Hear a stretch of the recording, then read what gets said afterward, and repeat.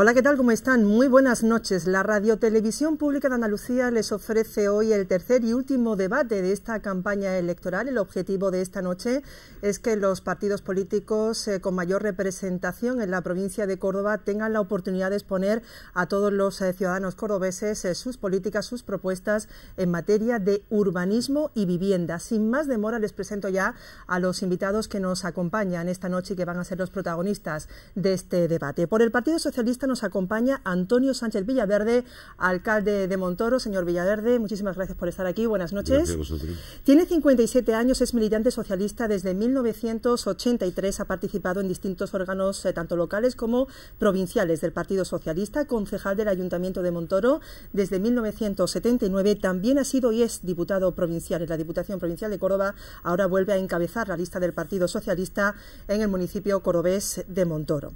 Por el Partido Popular, esta noche nos acompaña Federico Cabello de Alba. Gracias por estar aquí, bienvenido. Muchas gracias, buenas noches. Tiene 53 años, fue comisario de la Policía Nacional de Córdoba hasta 2007, año en el que presenta su renuncia para integrarse dentro de la candidatura del Partido Popular en la capital cordobesa. Después de 4 años en Córdoba, ahora aspira a gobernar el ayuntamiento del municipio donde nació, Montilla.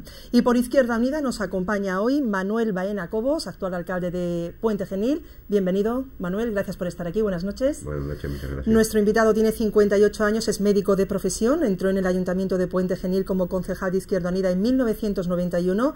En el 99 ganó las elecciones por mayoría absoluta, ahora cumple 3 mandatos, 12 años al frente del Ayuntamiento pontanés. Pues hechas ya las presentaciones, enseguida vamos a empezar. Antes de conceder ya a nuestros invitados el primer turno de palabra, me permiten que les comente rápidamente el mecanismo de esta hora de debate que tenemos por delante. Vamos a tratar que las intervenciones de cada uno de nuestros 3 invitados no superen los 2 minutos de tiempo por candidato en cada ronda y que las réplicas por alusiones, en caso de que se produzca, se incluirían dentro de los turnos de intervenciones, de los turnos de palabra, salvo que sean esas réplicas muy cortas.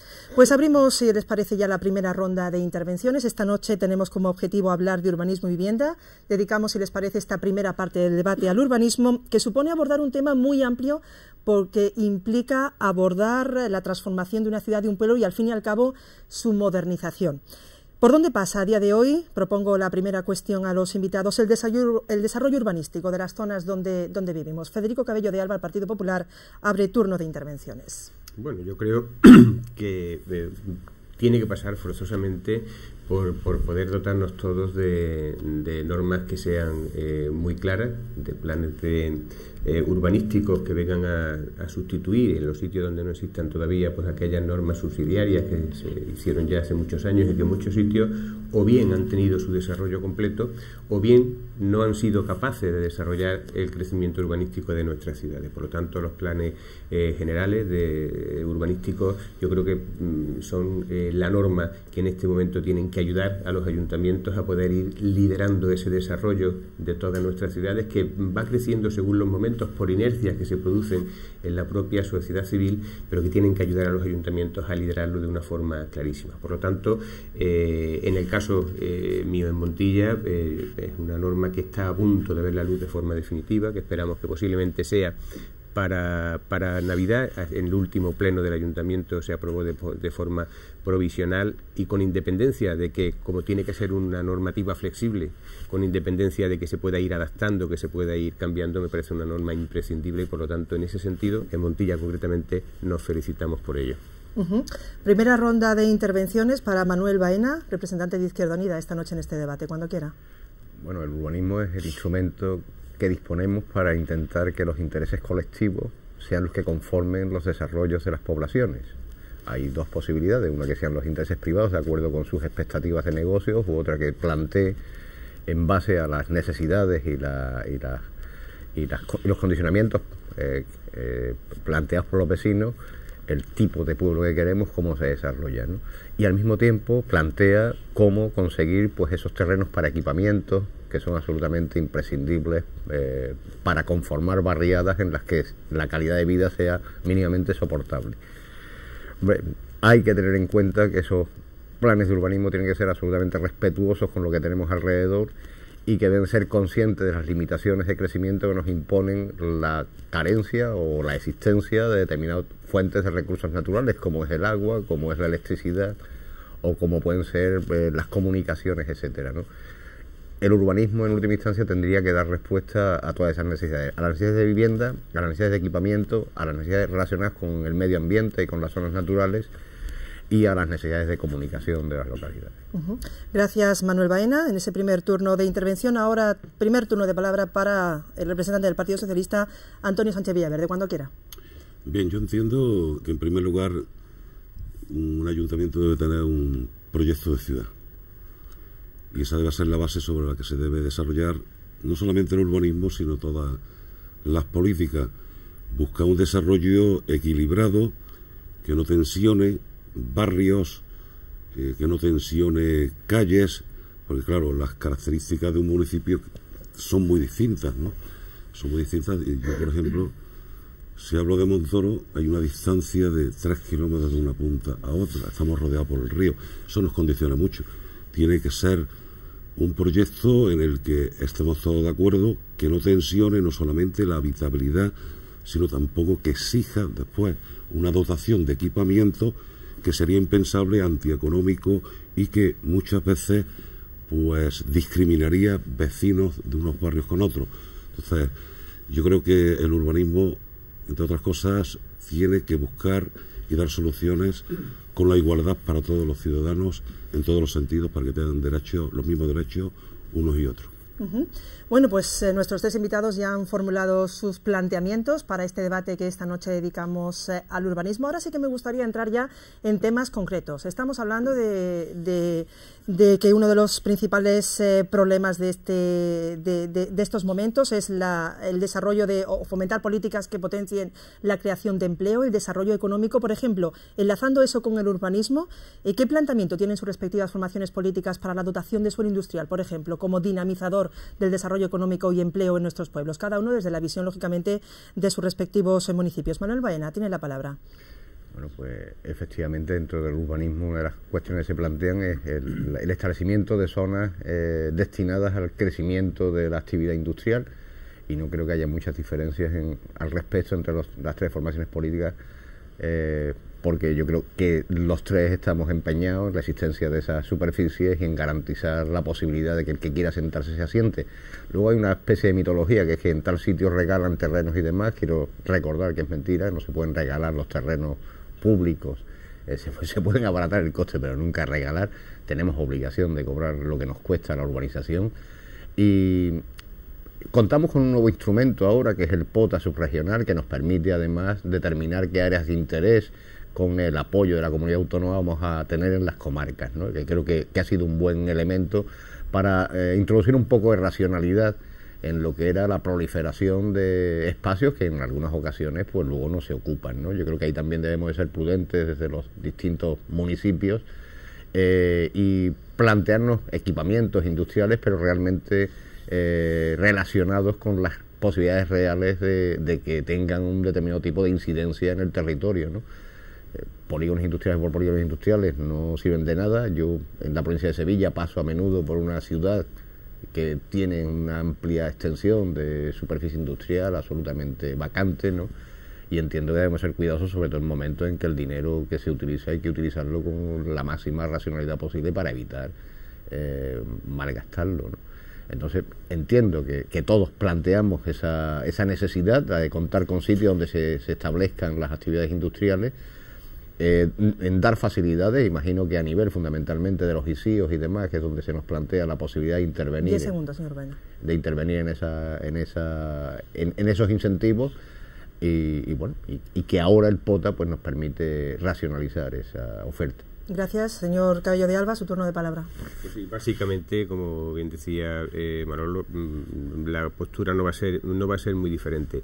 Es evidente que la función del ayuntamiento está, al menos, en tener esa disponibilidad de suelo industrial para que puedan permitirse luego gestiones y políticas de atracción de empresas, teniendo en cuenta muchas veces que se han desarrollado polígonos industriales que no han contribuido al final al desarrollo perfecto de nuestros pueblos, porque han supuesto, sobre todo los primeros que se han ido haciendo, más una deslocalización de empresas que salen del casco urbano y se van a hacer mejor su función a un polígono industrial, pero que al final no ha supuesto una creación de riqueza, ¿no? Por lo tanto, esas políticas son fundamentales a la hora de poder atraer. Yo destacaría también una cosa que creo que él ha apuntado y que me parece muy interesante, y es el hecho de que no se pueden hacer por hacer.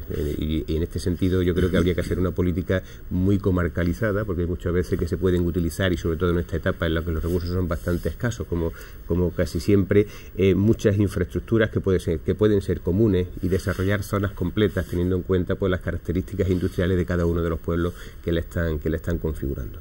Es cierto también, y yo lo apunté en mi primera intervención, la importancia de que exista una normativa a este respecto, y bueno, pues el plan subregional está marcando ya de una forma clara por dónde van a ir las áreas de desarrollo, y por lo tanto yo creo que haríamos muy bien, con independencia de cada uno, tenemos que defender completamente a nuestro pueblo, entender que nuestros pueblos están dentro de un área mucho más amplia, que se pueden hacer muchas políticas comunes y que deben hacerse concretamente además en el tema industrial, porque va a ser, a fin de cuentas, el desarrollo de toda la provincia, de toda Andalucía, y ahí estamos metidos todos, ¿no? Gracias, Federico Cabello de Alba. Antonio Sánchez Villaverde, su turno de palabra. Sí, bueno, yo creo que estamos ahora mismo en una situación muy buena, en el sentido, digo muy buena, de comunicaciones. Nunca en España, ni en Andalucía, ni en nuestra provincia, pues hemos tenido las posibilidades. Eso realmente provoca que haya más posibilidades de implantación de industrias. Pues es verdad que la época en la que vivimos pues no es la más idónea. Hombre, yo entiendo que el Ayuntamiento, como promotor de suelo industrial, puede serlo, conjuntamente con otras sociedades. En el caso concreto de Córdoba, por ejemplo, la Diputación tiene un instrumento muy bueno, que es el Grupo 5, que está actuando en muchísimos municipios. Pero también yo creo que la base fundamental, y sobre todo actualmente, es provocar que haya personas, privados, que pongan en marcha esos proyectos, porque en definitiva ellos son los que van a posibilitar la venta, la implantación también de industrias, conjuntamente en colaboración con los ayuntamientos, ¿no?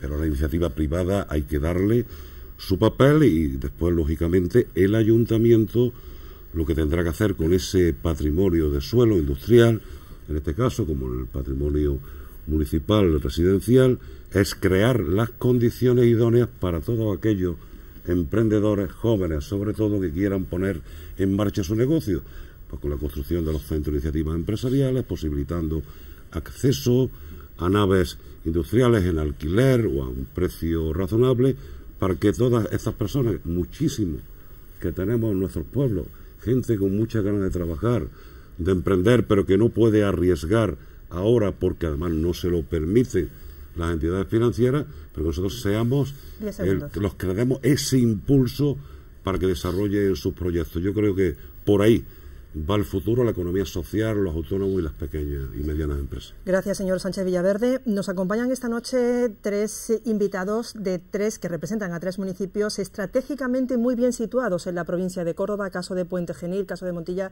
caso de Montoro. Me gustaría también que nos comentaran la importancia de las infraestructuras y las comunicaciones en el desarrollo de los municipios de nuestra provincia. Señor Baena, tiene la palabra.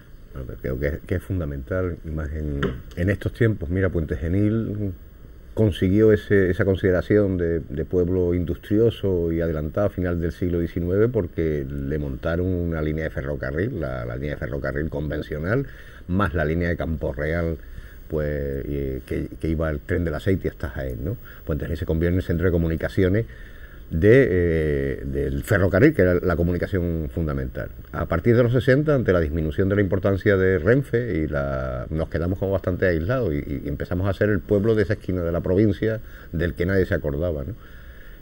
Yo creo que el trabajo a lo largo de estos años, y fundamentalmente determinado tipo de decisiones, como es la implantación de una estación de AVE en Puente Genil y la posibilidad de reutilizar la línea férrea convencional como manera o fórmula para transportar mercancías, nos vuelven a poner en el mapa, y esperemos que esa famosa autovía del Olivar alguna vez se haga, porque terminaría pues posibilitando esa conexión con prácticamente toda Andalucía y el resto de España, ¿no? Han mejorado todas las comunicaciones que tenía la localidad a lo largo de estos años. Las carreteras de acceso a otras localidades o a las autovías se han mejorado de manera ostensible, pero sí echamos de falta el tener a pie de pueblo pues el acceso a una autovía. La tenemos a 18 kilómetros por un lado y a 12 por otro, y entendemos que sería mejor si la tuviéramos a pie de puerta, ¿no? Como es el caso de Montilla, en el que la tienen a pie de puerta. Pero el esfuerzo que se ha hecho en estos años a nivel de infraestructura de comunicación ha sido muy importante. Posiblemente el gran déficit sigue siendo el uso del ferrocarril como transporte de mercancías, que mantiene saturadas las autovías a medida que se van haciendo por el transporte por vehículos. Pero en el resto, en lo que son las redes de carretera, las redes de autovías y en lo que significa el AVE, fundamentalmente en sus líneas baratas, en las del Avant, que permiten a los vecinos su utilización amplia y cómoda, rápida. Para nosotros estar en Córdoba en 20 minutos, y si tienes bono por 5 o 6 euros, pues no deja de ser una importante oferta para la movilidad, ¿no? Gracias, señor Baena. Federico Cabello de Alba, su turno de palabra. Pues sí, efectivamente, así es. Antes comentaba también Manolo que los ayuntamientos no pueden regalar los terrenos, sin embargo sí pueden hacer muchas cosas también, y es fundamental. Una de ellas son las infraestructuras. En ese sentido, evidentemente hemos ganado una barbaridad, ¿no? Tanto por carretera como por ferrocarril. A mí me gustaría hacer hincapié en ese sentido, porque el desarrollo industrial puede ir por ahí. Precisamente el déficit de transporte de mercancías por ferrocarril que tenemos en general en España. Hay una falta de cultura en ese sentido de transporte por ferrocarril. Yo no sé si en España estaremos en este momento moviendo mercancías alrededor del 2%, 3% de lo que se transporta, cuando en Europa, en el resto de Europa, pues estamos por encima del 30% de mercancías que se mueven ya por vía férrea, ¿no? Y eso es una realidad a la que nosotros tenemos que tender, y por lo tanto en ese sentido compartimos con Puente Genil también una infraestructura que nos parece de oro, que es la vía férrea precisamente, que además puede ir desde el puerto de Algeciras, uno de los principales puertos de Europa, hasta el centro de España, hasta Madrid, ¿no? En ese sentido, hasta Irún, en realidad, efectivamente. En ese sentido vuelve a cobrar importancia otra vez, porque hablamos de infraestructuras pues, enormemente costosas. Muchas veces vuelve a tener importancia el hecho de coordinar los crecimientos industriales de los distintos pueblos. Como cada vez es más importante, y es una norma que se está teniendo en cuenta a la hora de aprobar los planes generales de ordenación urbanística, no solamente la ordenación hacia el interior de cada ciudad, sino hacia el exterior, contemplar en sus propios planes que estamos viviendo en una realidad que es mucho más amplia de lo que son nuestros propios pueblos, y que en este sentido, en el tema de las infraestructuras, pues son importantísimas. Yo creo que deberíamos también aspirar a tener una vía en Andalucía, en general, de conexión con el centro de España, aparte de la que tenemos por Despeñaperros, que sería una cosa importante, y una aspiración pues, bueno, anhelada ya por todos también, que es la autovía del Olivar, que cuando vea la luz pues, va a vertebrar perfectamente Andalucía en ese sentido. Gracias, señor Cabello de Alba. Antonio Sánchez Villaverde, ¿qué pasa en Montoro? Pues Montoro está situado en un punto estratégico extraordinario, ¿no? Eso no hay que dudarlo, ¿no? Porque no solamente por la autovía, ¿no? Tenemos una conexión muy directa con el norte de la provincia, con Castilla-La Mancha, por la Nacional 420. Estamos en Puerto Llano, de Montoro a Puerto Llano en 40 minutos, incluso cuando hay mucho tráfico en puentes, se ve una señal a la entrada de Montoro que dice desvío a Madrid, ¿no? Eso quiere decir algo. Quiere decir que esa autovía, nosotros los alcaldes del Alto Guadalquivir, y yo también como alcalde de Montoro, estamos reivindicando esa autovía que una Castilla-La Mancha con Córdoba, que yo creo que es fundamental y que está siendo muy reivindicada por empresarios y bueno, por los alcaldes del Alto Guadalquivir. Estamos ahí y estamos reivindicando. Y después también vamos a tener la oportunidad de la conexión El Carpio Torredón Jimeno en la autovía, ¿no? Ya la conexión que se tenía que haber adelantado un poquito más, ¿no? Pero que se prefirió hacer la conexión con la autovía precisamente del Olivar, ¿no? Pero que estamos ahí. Y sobre todo en el tema de del ferrocarril, también nosotros, me hago portavoz de los candidatos socialistas del Alto Guadalquivir, que se ponga en marcha ya el cercanías, el tren de cercanías desde Villa del Río a Palma del Río.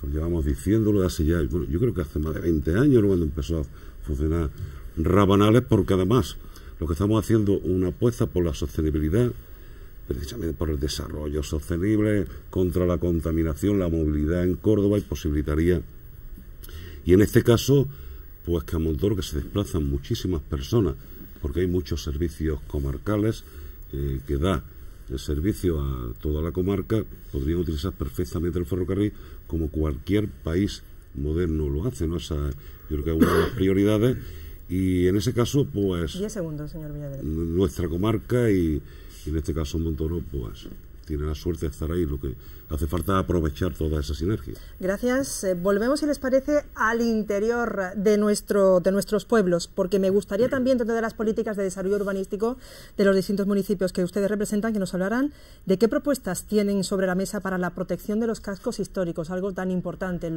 los municipios de nuestra provincia. Señor Baena, tiene la palabra.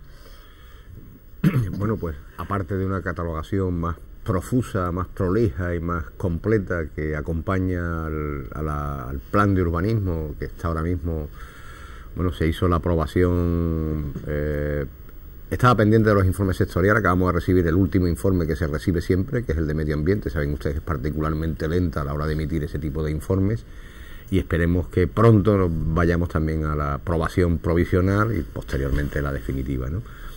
Nosotros hemos estado trabajando a lo largo de estos años profundamente en el casco histórico a dos niveles. A un nivel porque era una zona como bastante abandonada por la población, por la pérdida de equipamiento, la pérdida de recursos a lo largo del tiempo, subvencionando con un 95% los ICIOs, los impuestos de construcción en el casco histórico. Pero por otra parte una intervención en todas las calles, fundamentalmente mejorando saneamientos, que eran saneamientos del siglo XIX, del siglo XX, primero del siglo XX, mejorando la estructura de las calles, facilitando la accesibilidad con plataformas únicas, etcétera, etcétera, y con la creación de equipamientos, por ejemplo, los juzgados que están en la zona baja, un parque que era absolutamente fundamental, la intervención en el río Genil a su paso por el casco histórico.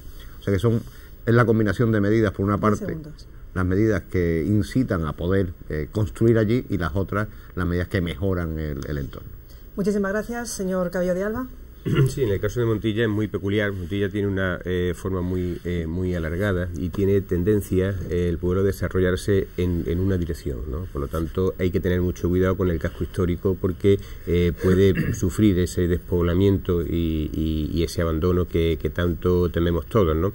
En este caso hay que potenciar, evidentemente, la dotación de servicios en esta zona para que se le pueda volver a dar vida, pero además depende de poder arreglar Montilla para hacer recorridos que puedan permitir la utilización turística del enorme patrimonio que se tiene. Tiene un patrimonio artístico, histórico, artístico extraordinario, que hay que poner en valor facilitando todo esto.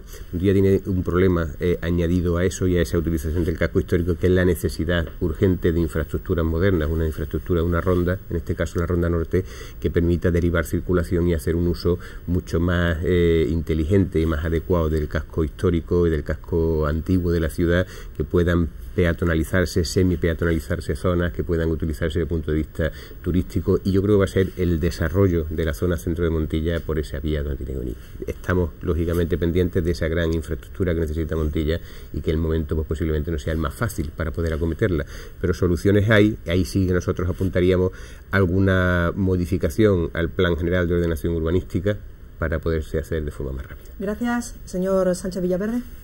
Bueno, la ciudad de Montoro fue declarada conjunto histórico en el año 1969, y bueno, pues estamos hablando de un casco histórico de casi 50 hectáreas, donde vive más de la mitad de la población de Montoro, ¿no? Y además, como prácticamente en casi todos los municipios, casas señoriales muy grandes que habitaban vecinos, 7, 8 familias en unos tiempos determinados, ¿no? Y que lógicamente el ayuntamiento desde su inicio lo primero que hizo fue velar primero poniendo en marcha un registro de solares. Había una familia que tenía casi 200 casas en propiedad, ¿no? Para que no se arruinase, bueno, se apostó muy mucho por la rehabilitación y la restauración. Actualmente somos el único municipio de la provincia de Córdoba que tenemos un área de rehabilitación concertada para el casco histórico. Estamos trabajando actualmente para la actualización del catálogo, porque hay más de 1000 viviendas catalogadas con protección A, B o C, y eso es lo que nos tiene paralizado en parte el plan general, porque estamos viéndolo tranquilamente, con cultura, para que evitar barbaridades, pero también, lógicamente, para poder facilitar, ¿no?, la rehabilitación y restauración de nuestras casas, del casco histórico. El casco histórico de Montoro tiene un problema, entre comillas, que es que está muy habitado, muy habitado. Claro, la dificultad de sus calles, la estrechez de sus calles, las cuestas que tiene, todo eso hace también, nos crea un problema esencial que tenemos todos los cascos históricos, que es la falta de aparcamiento. Falta de aparcamiento, ¿no? Y en ello estamos trabajando conjuntamente también, además, con la Asociación de Comerciantes para conseguir que se declare toda la zona del casco histórico centro comercial abierto. Hay que dar la actividad, hay que dar vida a los cascos históricos, si no realmente no sirve para nada. Señor Sánchez Villaverde, pues prácticamente vamos a cumplir ya la primera hora de este debate que estamos dedicando al urbanismo. Ahora cada uno de nuestros invitados va a disponer de algo más de un minuto, si les parece, para presentar una primera conclusión de esta primera media hora de debate, para luego abordar en nuestra segunda parte un tema de suma importancia como es el tema de la vivienda. Así que minuto de conclusión, señor Manuel Baena, Izquierda Unida tiene la palabra.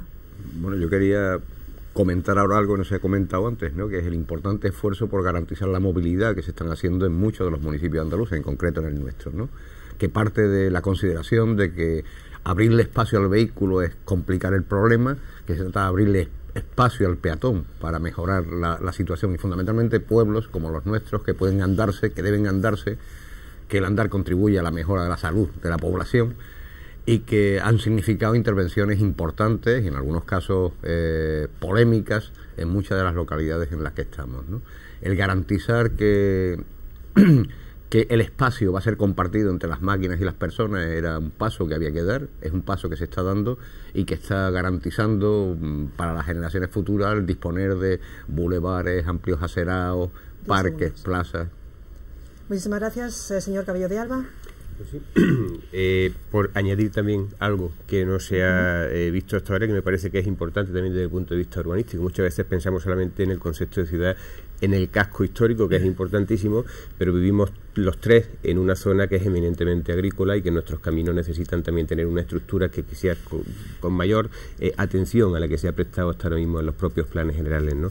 Es el primer fundamento de riqueza, de generación de riqueza de nuestros pueblos, y por lo tanto la red de caminos secundarios que tenemos, los accesos a las explotaciones agrícolas, hay que prestarle una atención muy importante, al mismo tiempo que el casco histórico, a esa rehabilitación en la que estoy totalmente de acuerdo contigo en que el comercio es fundamental, sobre todo porque nuestros comercios suelen ser muy tradicionales, asentados en el casco histórico, y tienen una combinación perfecta con la explotación turística de ese patrimonio inmenso que tenemos en todos nuestros pueblos, pero que al mismo tiempo pues tenga el atractivo también de esa pequeña y mediana empresa que suele ser el comercio y que es fundamental para la creación de puestos de trabajo. Gracias, señor Sánchez Villaverde. Cierra esta primera parte del debate.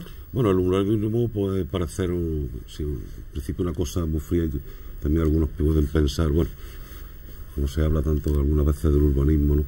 Pero yo creo que el urbanismo lo que hay que ponerle es cara, ¿no?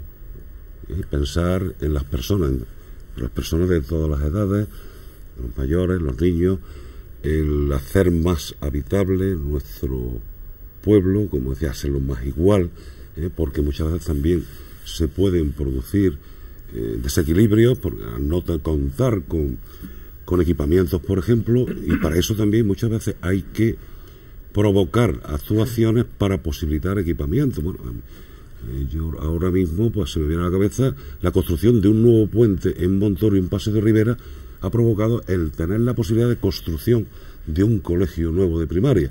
Antes era imposible, ¿no? Pues hacia ahí debe ir dirigida nuestras actuaciones, nuestras iniciativas, ¿no? Ir pensando que haciendo esto puedes también mejorar y hacer más cosas. Gracias, tenemos que hacer una pequeña parada y enseguida volvemos con este debate sobre urbanismo y vivienda que transmitimos por Canal Sur Televisión y también para los oyentes de Canal Sur Radio. Hasta ahora.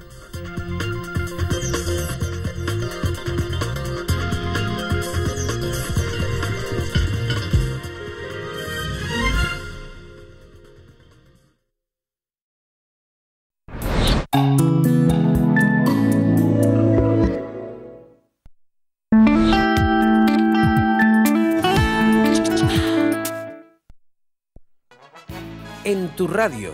En tu TDT. En internet. En tu móvil. En las redes sociales.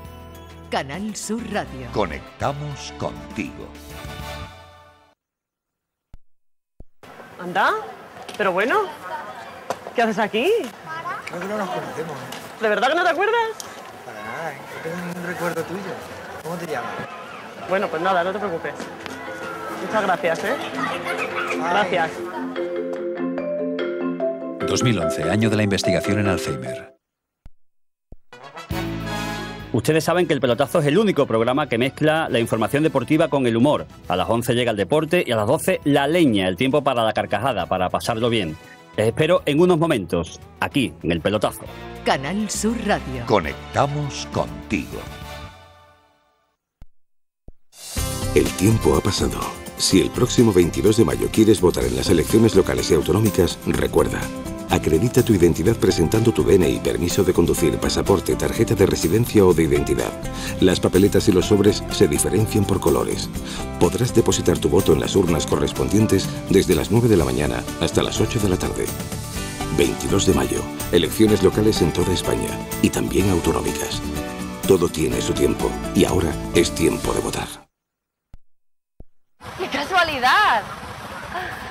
¿Qué tal? ¿No te acuerdas de mí? No. ¿No te acuerdas? No, ¿quién eres? ¿No me conoces? No. Bueno, gracias.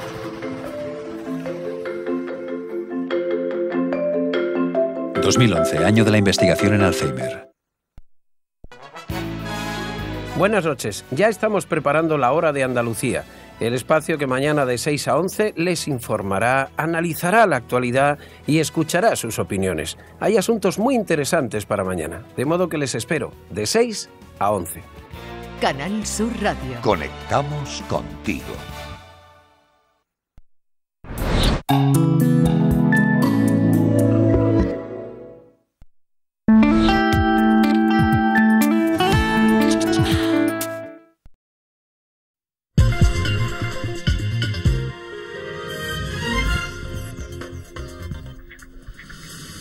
Saludos de nuevo, Canal Sur Radio y Canal Sur Televisión les están ofreciendo esta noche el tercero y último de los debates a nivel provincial en el que las principales formaciones políticas de la provincia de Córdoba están explicando a los ciudadanos sus propuestas electorales, en esta ocasión en materia de urbanismo y de vivienda. Ya en la primera parte del debate hemos abordado con amplitud la situación del urbanismo. Ahora otro tema sobre la mesa, desde luego de sumo interés para los ciudadanos. Es un tema sensible porque hay muchos ciudadanos, muchos cordobeses, tanto en la capital como en la provincia, que no tienen fácil acceder al mercado de la vivienda en este tiempo de dificultad económica. Por eso les planteo a nuestros invitados de Izquierda Unida, de Partido Popular y de Partido Socialista que se posicionen sobre este problema de la vivienda desde sus distintas formaciones políticas, cómo se puede abordar este asunto en nuestros municipios. Partido Popular, Federico Cabello de Alba, comienza la segunda parte de este debate.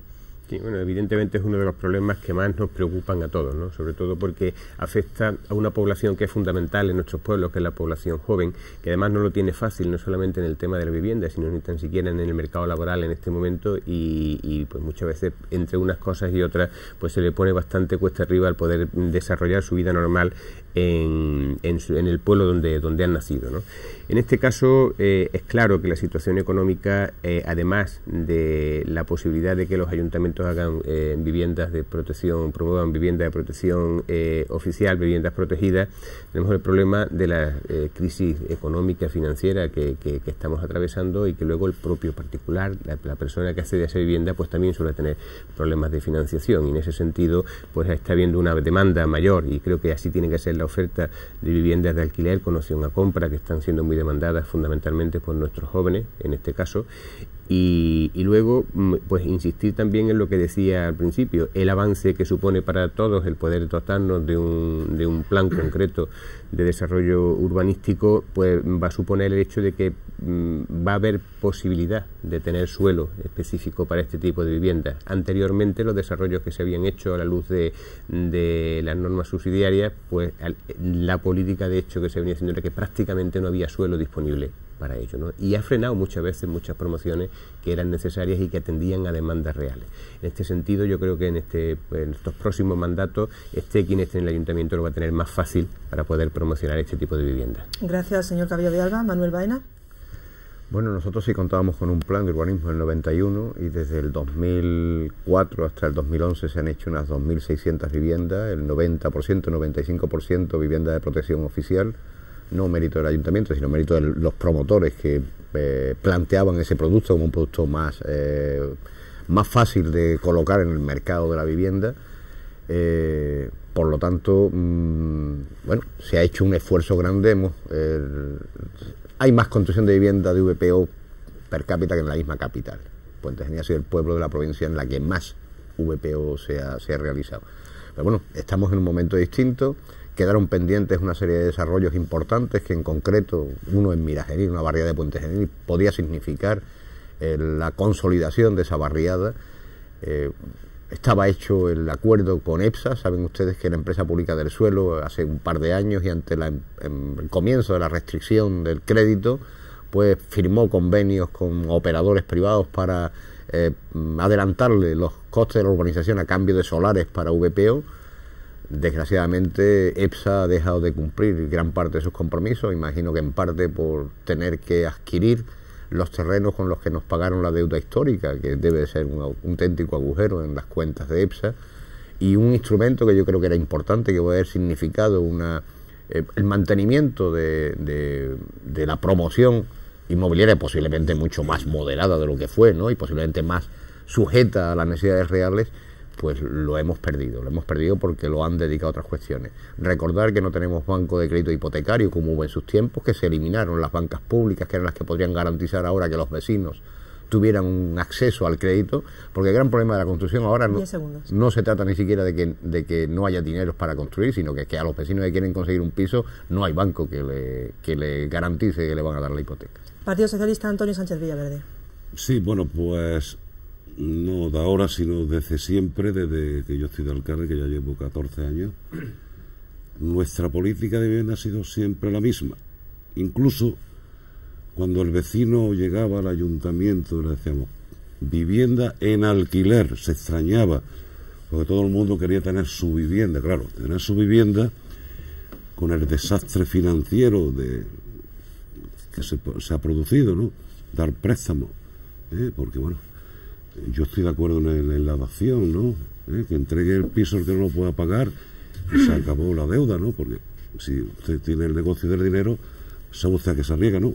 Quiero decir con esto la filosofía, que además existe en el extranjero, de tener en propiedad una vivienda cuando perfectamente, además yo se lo explicaba a los vecinos, de esta forma vas a tener una vivienda de calidad, a buen precio que puedas pagar y vas a vivir dignamente y no vas a estar condicionado por una hipoteca como hay mucha gente ahora. Bueno, nuestra apuesta siempre ha sido la vivienda en alquiler. En Montoro se han hecho viviendas en alquiler en todos los barrios.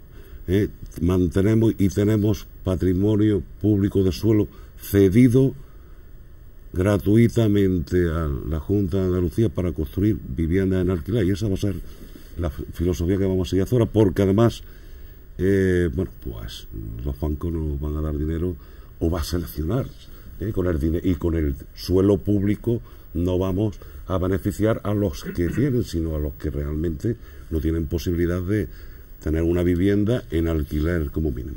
A mí me gustaría, al hilo de las palabras del alcalde de Montoro, que incidiéramos en esta idea, en que nos plantearan las propuestas de sus respectivas formaciones políticas en esta materia, en la dotación o no de suelo para vivienda pública en sus respectivos municipios y en esos mecanismos de vivienda o alquiler o facilidad para compra de vivienda protegida. Señor Baena. Bueno, pues yo creo que además también coincidiremos en esto de la oferta de bolsas de terreno público precisamente para la vivienda, bien la vivienda protegida o bien la vivienda de alquiler, que sí quiero aclarar que tendrá que financiar la otra administración, porque los ayuntamientos no estamos en condiciones de financiar viviendas y de las que haya que soportar el reintegro en 20, 30 o 40 años, ¿no? No tenemos capacidad financiera para asumir esa posibilidad, que yo creo que sería una de las posibilidades. Pero a mí me gustaría plantear una cuestión que creo que es importante. Mirad, en España ha habido una auténtica, casi obsesión de la población por tener su propia vivienda, por cada uno de los vecinos tener su propia vivienda. En parte se ha visto como una manera de garantizar que en el futuro, cuando llegue la vejez, uno va a tener algo, una propiedad que pueda utilizar. Si pensamos que las jubilaciones, es que se alarga el tiempo de la jubilación, si pensamos que las jubilaciones van a ser más cortitas por lo que nos están diciendo a lo largo de los años, el renunciar a esa propiedad, que ha posibilitado en muchos casos la posibilidad de pagar por la estancia en una residencia, por ejemplo, pues va a dejar a muchos vecinos, a muchos ciudadanos y ciudadanas sin ese arma para el después.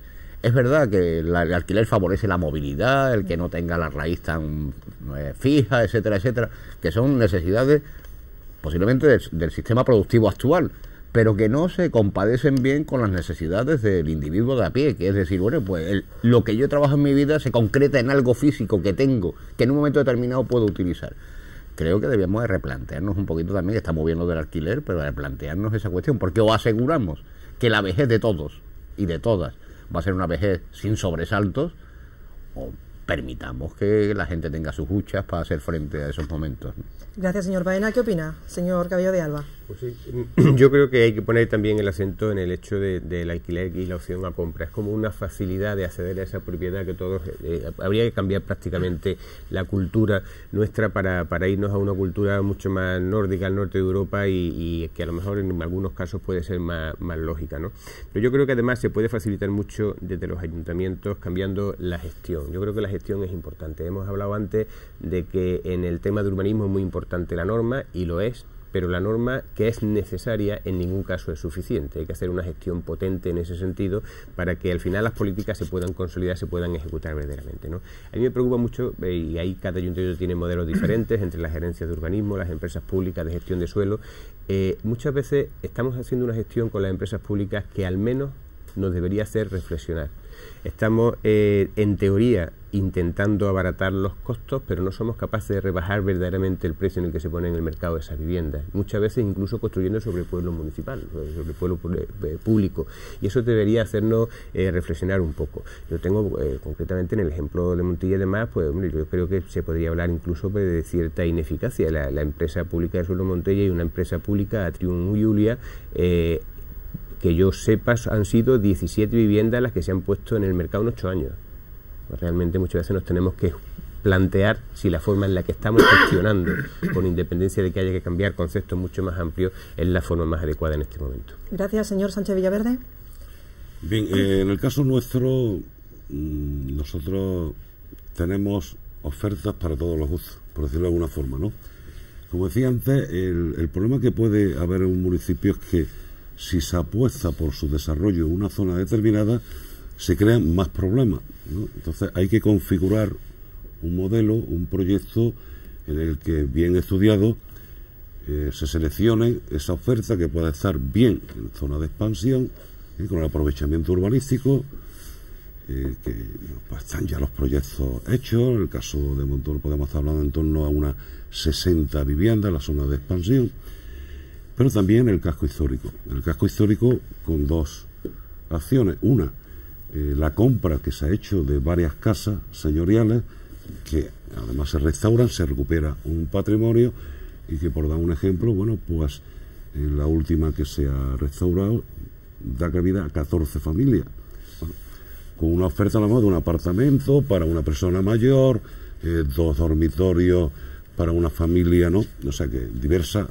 siempre, bueno, pues respetando la antigüedad de la casa, ¿no? Y después zonas también, el casco histórico, huecos que hay que rellenar, y que apostamos por ello para que los barrios recobren vitalidad y que no se vayan quedando abandonados, ¿no? En ese caso tenemos una estrategia dentro del plan especial del casco histórico, tenemos una estrategia dentro de la zona de expansión y demás zonas donde perfectamente se puede convivir. No estamos creando núcleos aparte de vecinos con más o menos medios económicos, no, sino buscando ese equilibrio para conseguir que haya buena armonía y buena relación entre los vecinos. Pues el alcalde de Montoro ha introducido prácticamente el siguiente punto que yo les quería plantear, y es dentro de la política de vivienda, qué valor dan o qué propuestas tienen sus respectivas formaciones políticas para precisamente esas políticas de rehabilitación de vivienda en los cascos históricos de los municipios.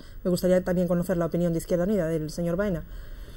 Está ligado, la política de rehabilitación está ligado a lo que indican en principio los planes de urbanismo del que nos estamos dotando, pero ahí poco más podemos hacer que garantizar algún tipo de subvención en los impuestos que el ayuntamiento cobra. Los ayuntamientos no disponemos ahora mismo de liquidez como para afrontar rehabilitaciones, y toda esta literatura que se está creando sobre la conveniencia y lo bueno que van a ser las rehabilitaciones, me la creería si hubiera un paquete de créditos detrás de ellas, porque hasta ahora mismo estamos escuchando permanentemente noticias sobre cómo la rehabilitación va a crear puestos de trabajo, cómo la rehabilitación va a permitir el mantenimiento de viviendas. Y hombre, es verdad que la rehabilitación del vecino, el que el vecino hace, el que se ha hecho clásicamente, que es, pues bueno, arreglar el cuarto de baño cada 6 o 7 años y demás, pues se podrá seguir haciendo.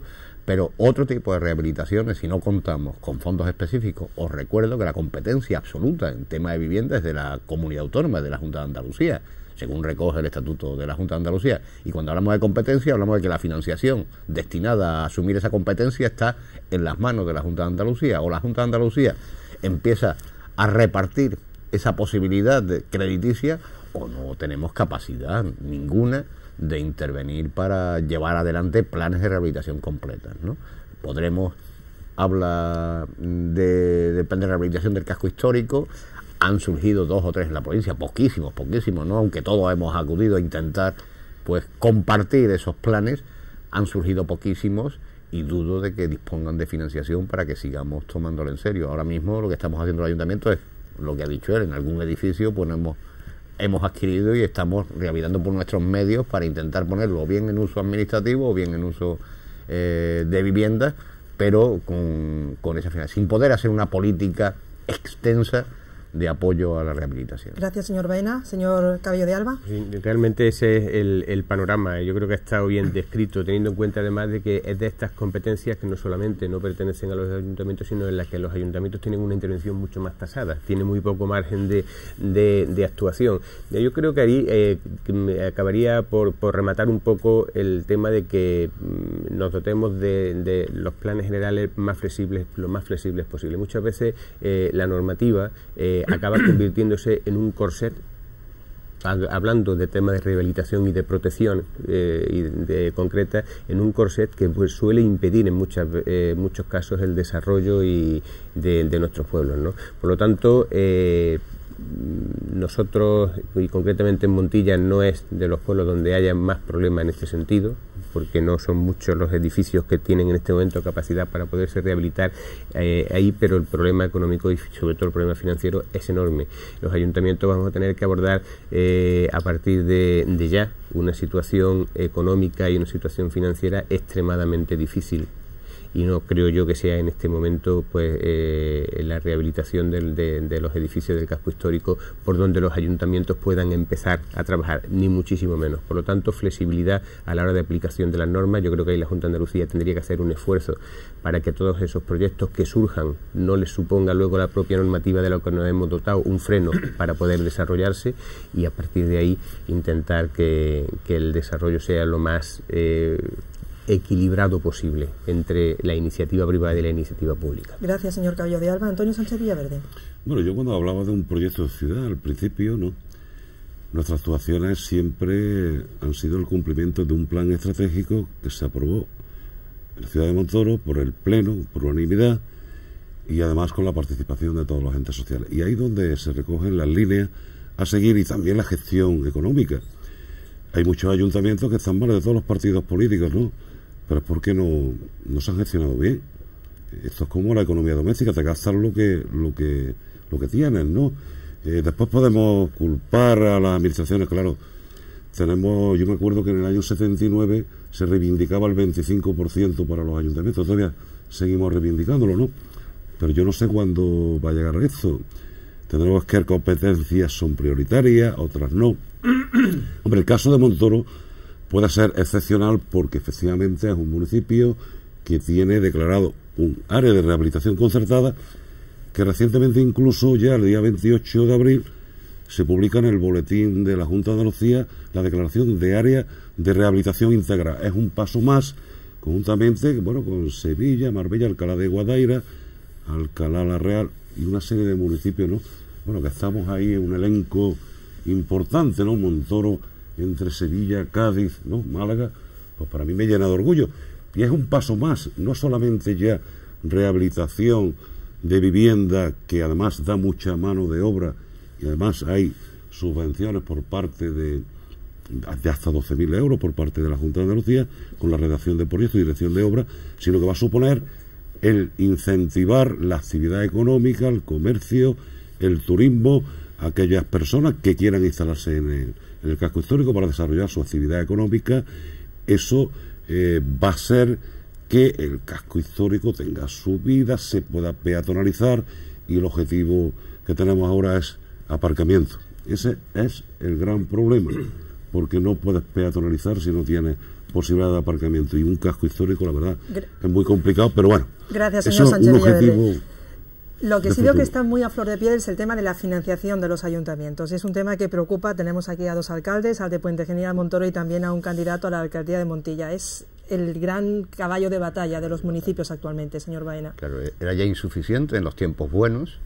En los tiempos buenos, además fuimos asumiendo competencias que no eran propias, esas competencias impropias, competencias de la Junta de Andalucía, competencias del Gobierno de la Nación, que supone, según las evaluaciones hechas por la Federación de Municipios Españoles, pues un 30% del presupuesto de cada uno de nuestros ayuntamientos. Efectivamente, cuestiones como, por ejemplo, y lo digo porque es que lo hemos llevado a un contencioso, la creación de las bolsas de vivienda de VPO en las localidades, con la necesidad de que nosotros creemos estructuras, paguemos personal para mantenerlas, cuando una competencia claramente y exclusivamente autonómica, nos ha llevado a poner un contencioso para exigir que si la competencia es de ellos la paguen completamente. Es decir, la situación de los ayuntamientos a nivel financiero es tremendamente complicada, porque efectivamente no se ha contemplado esa participación en los impuestos del Estado al unísono que las otras administraciones. Somos una administración del Estado tan legítima como la comunidad autónoma o como el Gobierno de la Nación, y necesitamos fondos suficientes para poder desarrollar con la mayor o menor inteligencia de la que seamos capaces nuestras competencias. De hecho, gran parte de los problemas que estamos teniendo se producen por esa insuficiente financiación, pero también por la tardanza de las otras administraciones en asumir sus compromisos financieros con los municipios. O sea, nosotros estamos realizando el gasto y podemos estar recibiendo la parte de la subvención correspondiente de la administración autónoma pues 8, 9, 10 meses más tarde de que aquello se haya producido, ¿no? Todo esto produce quebrantos importantes desde el punto de vista de la cuestión relacionada con la vivienda y demás. O realmente hay una línea clara. Bueno, yo lo que propondría es que volviéramos a recuperar bancos estatales que garantizaran la existencia de crédito a precios razonables para este tipo de cuestiones, que son cuestiones estratégicas, son cuestiones en las que nos tenemos que plantear el Estado y la comunidad la necesidad de intervenir de una manera centralizada, y exigen instrumentos financieros que no dependan de que efectivamente sea mucho más rentable en esta ocasión comprar deuda de Grecia que invertirlo en construir viviendas ahora, después de haber hecho el desastre de política de vivienda que se ha hecho. Gracias, señor Baena. Señor Federico Caballero de Albán. Pues es clarísimo, esa segunda descentralización que se necesita en este momento es fundamental. Si los ayuntamientos no tienen muy claramente delimitadas cuáles son sus competencias, y sobre todo, como se había apuntado también antes, si a cada competencia que se delimite no tiene su propia asignación presupuestaria, pues se va a hacer absolutamente ingobernable de aquí en adelante, ¿no? Yo creo que es fundamental que sean los ayuntamientos como administración más cercana los que no tengan esos problemas, esas participaciones a los impuestos tanto del Estado como impuestos autonómicos, que al final en este momento están suponiendo una auténtica estrangulación de la forma de financiación de los ayuntamientos, porque buena parte de esos impuestos hay que devolverlos, porque se han calculado mal, porque se han venido adelantos que después hay que devolver, y que hay ayuntamientos que se encuentran en este momento con que cuando empiezan el ejercicio económico, no solamente están disminuyendo ingresos de una forma tremenda y precisamente muy relacionados en muchos casos por las políticas de construcción de vivienda, y además tienen que devolver, pero nunca se devuelven las competencias porque el vecino te las pide a ti. Por lo tanto, yo creo que ahí hay que hacer una política municipalista tanto en la comunidad autónoma como en el gobierno de la nación, y ahí tendríamos que hacer uno de los principales acuerdos todos los partidos políticos para que esto pudiese salir adelante. Me parece absolutamente imprescindible, porque si no podemos encontrarnos con muchos ayuntamientos en situación de auténtica bancarrota y por lo tanto con todos los servicios que prestan los ayuntamientos pues muy en el aire, poderlos prestar con la misma calidad que se han prestado siempre. Gracias, señor Sánchez Villaverde. Hombre, habría que hablar con nuestros jefes que están en Madrid, ¿no?, en el Congreso, a ver si se ponen de acuerdo, porque el borrador, digo, bueno, sí, ya, sabemos de lo que hablamos, porque en las federaciones españolas, municipios y provincias, en la FAN, ahí estamos todos los alcaldes unidos, llevamos más o menos las mismas propuestas.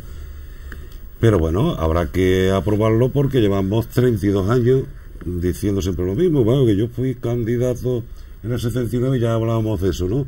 Y seguimos con la misma cantinela, y yo creo que ya va siendo hora que valoren el papel de los municipios, que lo valoren, como hay que valorarlo, lo que supone de concordia, de desarrollo, de atención a todas las personas, lo que es el conocimiento directo de los problemas, las muchas soluciones que estamos dando. Si es verdad que en este caso sí tengo que disentir con respecto al papel de la comunidad autónoma. La Junta de Andalucía, la Comunidad Autónoma de Andalucía, es la única autonomía que tiene una ley de autonomía local, y hay también una financiación extra, bueno, que puede ser más o menos suficiente, pero sí es verdad que son los fondos de nivelación, que ninguna comunidad autónoma lo tiene, ninguna del resto de España, ¿no?, que nos ponen como ejemplo. Pero sí es verdad que a pesar de que la gestión no sea austera, pues muchas veces lógicamente no puede ser oídos sordos a las demandas de los ciudadanos, ¿no?, porque además los ciudadanos quieren la misma calidad de vida, la misma calidad de equipamiento que tiene el pueblo del lado. Bueno, hay un ejemplo muy claro, ¿no? El primer municipio que hizo un campo de césped, pues había que darle una medalla, ¿no?, porque ese fue el que generó que los campos de fútbol, porque iban los niños a jugar, y yo quiero un campo de fútbol de césped. Bueno, pues en todo acuerdo, lo digo porque los ciudadanos, pues lógicamente quieren un trato, quieren unos servicios muy buenos. Nosotros tenemos que buscar esos recursos, y algunos municipios tenían más recursos con todo el tema urbanístico, y a nosotros quizás no nos afecte tanto, pero no digamos todos los pueblos de la costa, municipios de la costa, que ahí es donde la ruina más grande que tienen precisamente es esa, ¿no?, porque estaban basados sus ingresos básicamente en los ingresos del desarrollo urbanístico. Gracias, señor Sánchez Villaverde. Estamos prácticamente ya llegando al final de este debate, pero todavía nos queda evidentemente tiempo para una ronda de intervenciones de cada uno de nuestros invitados, aproximadamente de minuto y algo más, para que presente sus conclusiones y para que se dirijan al fin y al cabo al electorado, que para eso estamos aquí, con vistas a estos comicios del próximo domingo 22 de mayo. Manuel Baena tiene la palabra, Izquierda Unida. Bueno, yo creo que si siempre ha sido así, ahora es mucho más. La importancia de lo que está pasando alrededor esta vez gravita tremendamente sobre los municipios y sobre sus posibilidades de desarrollo de los municipios. Quiero decir que o nos planteamos desde aquí una nueva estructuración territorial que ponga en su sitio los municipios, y que va a exigir que los municipios nos planteemos si podemos seguir manteniendo 8.000 municipios, 7.000 de ellos por debajo de los 2.000 habitantes, que es un poco una barbaridad, y que tenemos que buscar fórmulas de colaboración y de cooperación, pero que exige también que las otras administraciones den lo que tienen que dar para que los municipios ejerzamos nuestro papel. Y decía que tienen esa influencia porque necesitamos una banca no ligada a los intereses de la especulación, una banca ligada a las decisiones estratégicas de los representantes de los vecinos y de las vecinas, de los políticos, que sean políticos que manden, que pongan normas, que decidan. Y yo creo que hay algo que tenemos que empezar a preparar ya entre todos, y desde aquí convoco a todo el mundo. Antonio ha dicho antes que bueno que él está por lo de la dación de la vivienda.